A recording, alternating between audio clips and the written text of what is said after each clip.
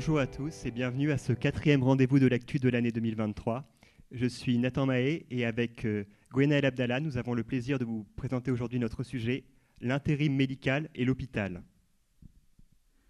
Merci Nathan, bonjour à toutes et à tous.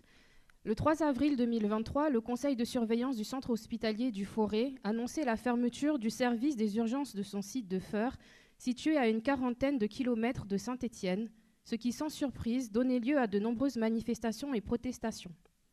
Le jour même, entrait en application l'article 33 de la loi RIST, paru au journal officiel le 26 avril 2021. Celui-ci visait à encadrer effectivement la rémunération des médecins intérimaires à l'hôpital public. Cette simultanéité est marquante, d'autant plus que d'autres hôpitaux sur tout le territoire ont été concernés depuis le 3 avril. Pour autant, elle s'inscrit dans le cadre plus général des difficultés que rencontrent les hôpitaux publics. Celles-ci ont été mises en lumière suite à la crise sanitaire à partir de mars 2020, mais sont aussi issues des faiblesses structurelles du système de santé français depuis plusieurs années. De nombreux hôpitaux publics connaissent des difficultés à mettre en œuvre la permanence des soins, première mission du service public hospitalier. En plus des difficultés de coordination et d'organisation de l'offre de soins entre établissements de santé et médecine de ville, entre établissements publics et privés et entre professionnels de santé, de nombreux hôpitaux publics connaissent une pénurie de professionnels de santé et en particulier de médecins. Il s'agit notamment d'établissements situés en périphérie des grandes métropoles qui souffrent d'un manque d'attractivité. Certaines spécialités médicales sont particulièrement concernées dues aux contraintes liées à l'exercice dans l'hôpital.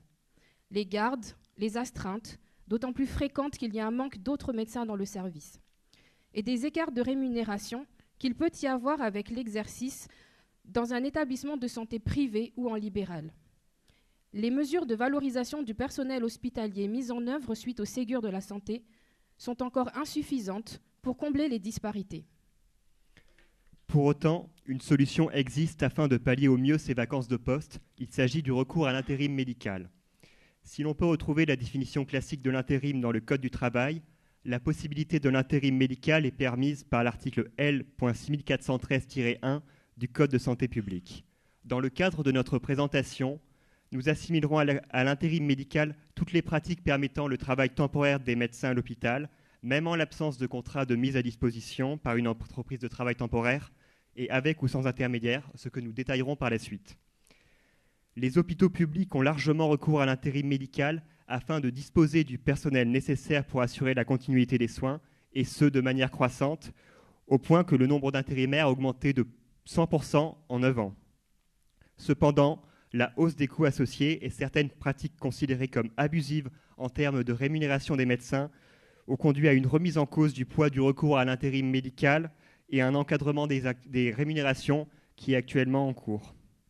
Cela n'est pas sans conséquence sur la situation des hôpitaux, aujourd'hui confrontés à l'injonction paradoxale de limiter les coûts engagés pour l'intérim médical, en faisant évidemment face à l'opposition des médecins intérimaires, et d'assurer le bon fonctionnement de tous les services.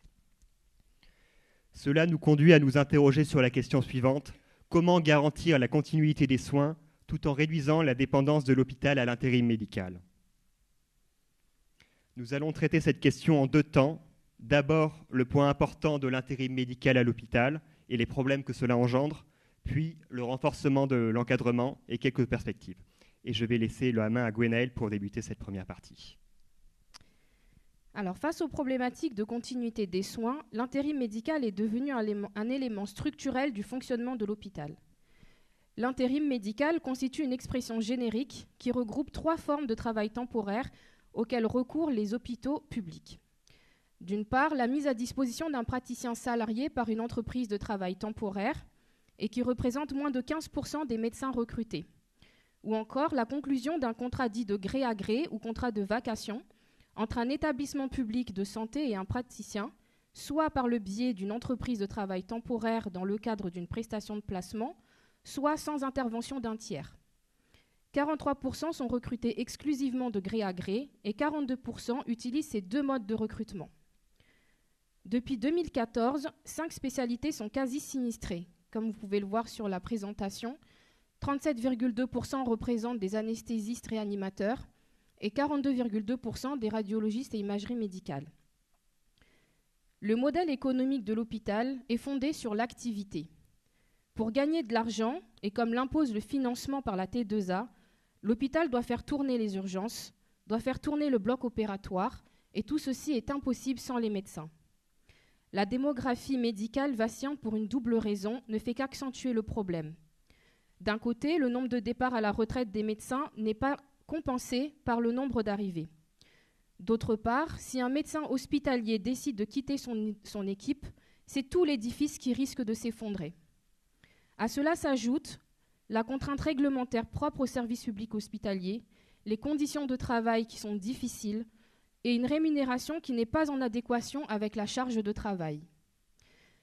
Et pour autant, l'hôpital public n'a pas le droit de fermer, il doit assurer la continuité des soins.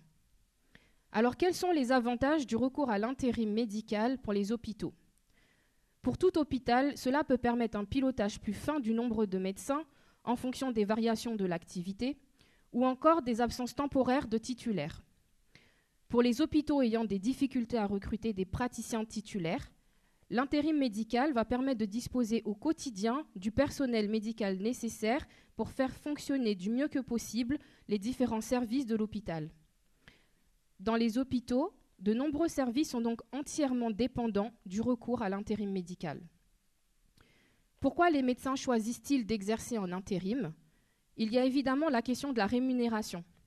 Pour une garde de 24 heures à l'hôpital, un médecin intérimaire peut en moyenne négocier une rémunération de 65 € par heure, alors que le salaire moyen d'un praticien est de 35 €, même s'il convient de retrancher les frais professionnels et les jours de congé, et de prendre en compte le fait que pour certaines spécialités médicales, comme la radiologie, les écarts moyens restent importants dans l'exercice d'un cabinet privé. L'obligation pour un praticien titulaire dans un hôpital d'effectuer des gardes et des astreintes, d'autant plus fréquente que le nombre de médecins dans les services est faible, constitue également un élément orientant certains médecins vers l'intérim. Un médecin intérimaire dispose d'une plus large possibilité d'organiser son emploi du temps. L'intérim lui permet d'effectuer le choix du territoire, de disposer d'offres variées, un contrat sans engagement et flexible, mais également un meilleur équilibre entre la vie professionnelle et la vie familiale. Les médecins intérimaires sont en large majorité d'anciens médecins titulaires, mais certains peuvent être titulaires dans un autre établissement. Plus de la moitié de ces médecins seraient prêts à revenir à l'hôpital à un poste fixe et unique. L'intérim répond à un besoin permanent des hôpitaux publics. En 2013, il a été estimé à 6 000 le nombre de médecins effectuant régulièrement des missions de travail temporaires à l'hôpital. En 2022, ce chiffre s'élevait à 12 000, selon le Conseil national de l'Ordre des médecins. En effet, les médecins intérimaires sont amenés à occuper quelques 15 000 postes vacants sur les 50 000 postes de praticiens hospitaliers, soit un médecin sur 3. À ce titre, les dérives financières ont été constatées. Les tarifs ont commencé à s'envoler, jusqu'à 4 000 € parfois la journée de remplacement pour un médecin. Nathan, je te laisse donc développer ces éléments et les premières réponses apportées. Merci Gwenaëlle. En effet, le rapport parlementaire « Hôpital cherche médecin coûte que coûte », publié en 2013 par Olivier Véran, alors député, constitue la première alerte d'importance sur la place excessive qu'aurait pris le recours à l'intérim médical dans les hôpitaux publics. Il s'agit avant tout d'un problème d'ordre financier. Le surcoût lié à l'intérim médical était estimé lors de la publication du rapport à 500 millions €. Malgré l'alerte, le coût n'a pas cessé d'augmenter depuis. Il était de 1,4 milliard € en 2018 et de plus de 2 milliards € en 2022, selon la Fédération hospitalière de France. On observe logiquement de fortes disparités entre les centres hospitaliers dans le recours à l'intérim médical. En 2018, le CHU de Brest y consacrait près de 6 millions €, ce qui constituait le record. Cet hôpital, comme d'autres, est entièrement dépendant au recours à l'intérim médical.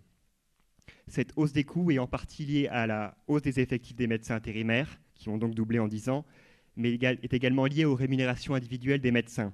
Pour une garde de 24 heures, les rémunérations atteignent fréquemment 2 500 voire 3 000 €, des chiffres qui correspondent à la réalité du marché de l'intérim médical pour des spécialités en tension et pour des régions peu attractives, mais qui soulèvent des questions et qui sont très largement contestées.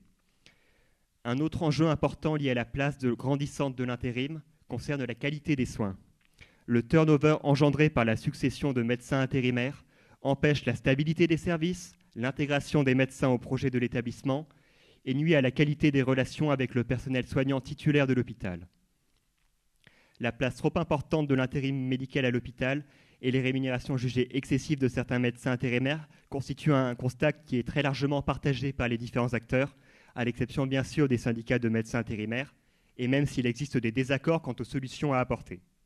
Il faut noter que depuis la publication du rapport Véran, il y a une continuité politique des gouvernements qui se sont succédés sur la volonté de réduire le poids de l'intérim médical et qui est là aussi dans l'ensemble partagé avec les oppositions. Au niveau des acteurs en lien direct avec les hôpitaux, la Fédération hospitalière de France, qui représente les établissements publics de santé, est notamment favorable à une baisse du recours à l'intérim médical, dont elle a plusieurs fois dénoncé les abus, mais elle met aussi en avant la nécessité de ne pas déstabiliser les services des hôpitaux. Des organisations d'établissements privés qui sont également concernées par l'intérim médical, comme la Fédération de l'hospitalisation privée, mais aussi, dans un autre domaine, l'Ordre national des médecins, qui préfère quant à lui insister sur les difficultés d'exercice des médecins titulaires, ont aussi été critiques sur certaines pratiques des sociétés d'intérim. Une première mesure venant encadrer l'intérim médical a été mise en place par un décret et un arrêté du 24 novembre 2017, dans la lignée de la loi de modernisation de notre système de santé qui en prévoyait le principe. Elle consiste en la mise en place d'un plafond venant limiter la rémunération qui peut être proposée aux médecins intérimaires par les établissements publics de santé pour 24 heures de travail effectif. Ces obligations ne concernent que les entreprises de travail temporaire et ne s'appliquent pas aux contrats de gré à gré conclus directement entre les hôpitaux et les praticiens. Un plafond dégressif a été mis en place en 2018, allant jusqu'à 1 170 € après 2020. Pour les contrats de vacation, avec ou sans intermédiaire, il faut savoir que le plafond de rémunération est déterminé par la grille de rémunération des praticiens contractuels, échelon niveau 4, majoré de 10%. Pour autant, ces plafonds n'ont été que très peu appliqués dans les hôpitaux publics. Il faut d'abord noter que les besoins d'intérim médical n'ont rien été modifiés par ces mesures. Ensuite, les contrôles sur la régularité des contrats n'ont pas été suffisamment mis en place et sont restés très rares. Face aux enjeux extrêmement importants sur le bon fonctionnement des services, les médecins contractuels et les entreprises d'intérim sont restés en position de force dans les négociations. Conscient de leur force, un collectif de médecins intérimaires, devenu le SNMRH, Syndicat national des médecins remplaçants dans les hôpitaux, avait même dressé en 2018 une liste des hôpitaux à éviter, car appliquant le décret. L'insuffisance des contrôles, malgré la responsabilité engagée des directeurs d'hôpitaux, a conduit fréquemment ces derniers à accepter, voire à proposer, des rémunérations supérieures au plafond dans les contrats de travail temporaires, afin d'assurer la continuité des soins dans tous les services. Le non-respect des plafonds dans de nombreux établissements publics de santé était notoirement connu et a été accéléré par la pandémie de Covid-19 qui a à la fois accru le besoin de médecins et réduit le nombre de contrôles. Cependant, la crise sanitaire a surtout mis au premier plan les difficultés structurelles des hôpitaux et renforce aujourd'hui la dureté des critiques contre les abus et ce qui est parfois appelé le mercenariat des médecins intérimaires. Cela va conduire à un renforcement du contrôle du respect du plafonnement par le biais de la loi RIST, comme va vous le présenter Gwenaëlle. La loi RIST est venue permettre l'application du plafonnement de la rémunération, mais non sans conséquence pour les hôpitaux. La loi du 26 avril 2021, issue de la proposition de loi de la députée Stéphanie Rist, s'est inscrite dans la continuité des conclusions du Ségur de la santé. Elle vise à améliorer le système de santé par la confiance et la simplification. Son article 33 en particulier vise à renforcer les contrôles sur la rémunération des médecins intérimaires et tend à rendre effectifs les plafonds mis en place à partir de 2018. Cela s'appuie notamment sur un nouveau rôle pour le comptable public à l'hôpital qui engage sa responsabilité pécuniaire et personnelle et qui devra rejeter tout contrat de travail pour lequel la rémunération dépasse le plafond. Ce contrôle de légalité interne n'est pas une mission incombant au comptable public dans le décret de 2012 relatif à la gestion budgétaire et comptable. Cependant, il s'impose au comptable public par exception prévue par la loi. En cas d'irrégularité, le comptable public doit rejeter l'acte et en informer le directeur de l'établissement. Si le directeur ne régularise pas le contrat, le comptable public doit informer l'ARS compétente. Le directeur général de l'ARS doit alors engager de manière systématique une action juridictionnelle auprès du tribunal administratif compétent. Initialement, l'article 33 devait être appliqué 6 mois après la promulgation de la loi, soit en octobre 2021. Cependant, du fait de la crise sanitaire et malgré un consensus assez large sur la nécessité d'une application réelle du plafond, la prudence a été privilégiée dans la mise en place de la loi afin de préparer au mieux les hôpitaux à son application et à l'instabilité qui en découlerait nécessairement. L'application de l'article 33 a finalement été annoncée pour le 3 avril 2023. Quelques jours avant cette date, face aux craintes quant à la fermeture de services, le plafond de rémunération pour 24 heures a augmenté de 1 190 à 1 390 €. Par ailleurs, si les établissements de santé privés ne sont pas concernés à ce jour, la Fédération de l'hospitalisation privée a signé avec la Fédération générale des fonctionnaires une charte d'engagement à respecter les plafonds de la loi Rist. Cependant, d'autres dispositifs permettent aux hôpitaux d'être attractifs et limitent l'impact du plafonnement. Tout d'abord, par dérogation du directeur général de l'ARS, certains contrats d'intérim médical peuvent bénéficier de primes de solidarité territoriale. Par ailleurs, les contrats motifs 2 sont des contrats qui échappent au plafond de rémunération de l'intérim, conclus généralement pour une durée plus longue et qui doivent respecter des critères définis par l'ARS.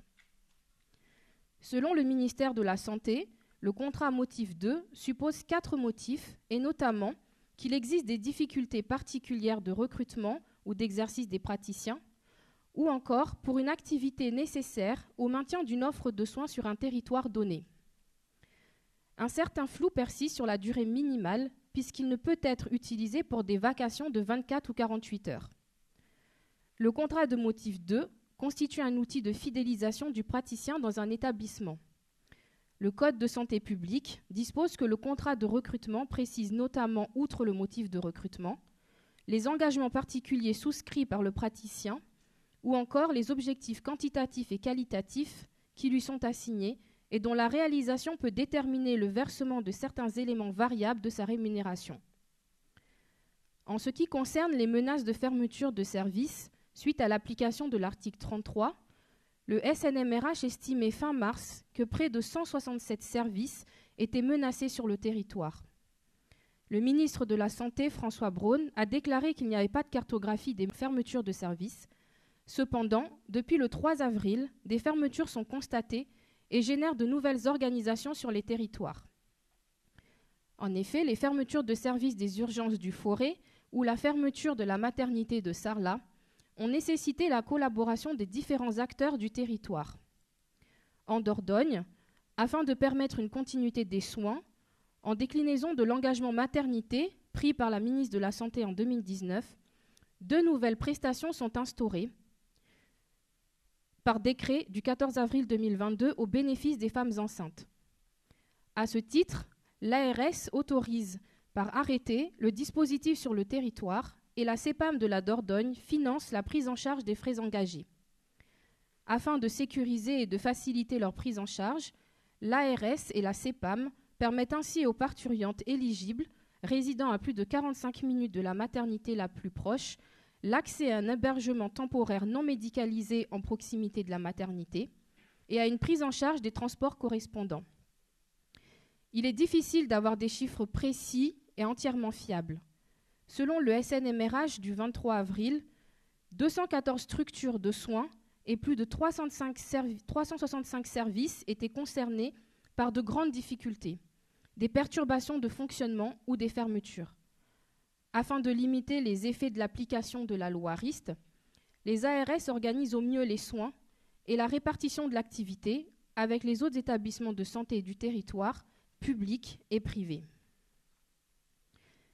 Si la déstabilisation induite par l'application de l'article 33 est espérée temporaire et qu'il s'agit de l'amortir au mieux, la sortie de la crise passe par une meilleure articulation entre les acteurs qui permettrait une moindre dépendance à l'intérim médical, comme Nathan va vous le présenter. Ainsi, au niveau des pistes de solutions pour faire face aux problèmes évoqués, nous avons d'abord choisi d'aborder plusieurs axes qui sont liés indirectement avec la question de l'intérim. En effet, la stabilisation du fonctionnement des hôpitaux publics à court terme, pour atténuer l'application effective du plafonnement, et à plus long terme, pour briser la dépendance de certains hôpitaux à un intérim médical trop coûteux, nécessite d'abord une meilleure articulation entre les différents acteurs du système de santé, dans la continuité de l'action qui est engagée depuis plusieurs années déjà. Tout d'abord, une meilleure coopération entre les établissements publics de santé d'un territoire, notamment à l'intérieur des GHT, mais également avec les établissements privés pour répartir au mieux les activités et éviter la saturation de certains services par rapport au nombre de médecins disponibles. De la même façon, une meilleure articulation avec la médecine de ville, par exemple par le biais du développement du service d'accès aux soins, pour orienter au mieux les patients entre les différents acteurs et désengorger les services d'urgence. Une revalorisation des salaires des professionnels titulaires à l'hôpital, un mouvement déjà initié suite aux réflexions du Ségur de la santé, mais qui pourrait être prolongé, notamment en ce qui concerne la rémunération des astreintes. Aussi, un meilleur partage des tâches entre professionnels de santé, afin de dégager du temps pour les médecins, par exemple via le développement des infirmières de pratique avancée.